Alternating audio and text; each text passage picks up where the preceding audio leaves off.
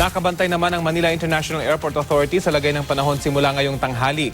Kung patuloy raw kasing magsusungit ang panahon, posibleng madagdagan ang makakansilang biyahe. At mula sa NAIA, may ulat on the spot si Rida Reyes. Rida?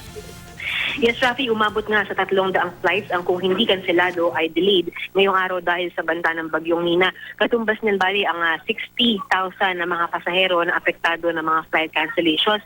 Pero maaga mang nag-abiso ang ilang airline companies, may ilan pa ring pasahero ang nagpasyang magtungo na rito sa paliparan.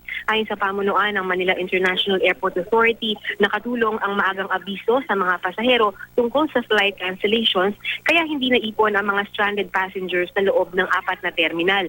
Sa kabila niyan, may ilang pasahero ang nagsabing wala naman silang natanggap na early notice mula sa mga airline companies.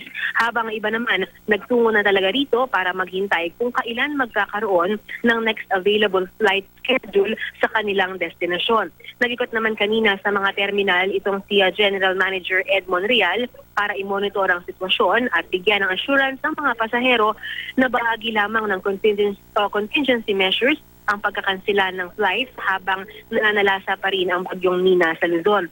Maliban dito, Rafi, may 10% na mga scheduled international flights ang tuloy pa rin naman sa pagbiyahe. Pero gaya ng sinabi ni Monreal sa isinagawang press briefing kanina, pinaka-crucial pa rin ang mula 11 a.m. kanina hanggang alas 2 ng hapon mamaya kung saan inaasahan na pinakamalapit sa Metro Manila ang mata ng bagyo. Pinakabinabantayan daw ang bilis ng hanging dala ng bagyo dahil kung aabot daw ng 50 knots per hour ang bilis ng bagyo, tsaka pa lamang magpapatupad ang NIA ng pagsasara ng buong NAIA. Kung gaganda naman daw, Rafi, ang panahon mamayang hapon o gabi, malaki ang posibilidad na alisin na ang mga flight cancellations at ituloy na ang mga biyahe sa lahat ng terminal ng NAIA. Rafi. Maraming salamat, Rida Reyes.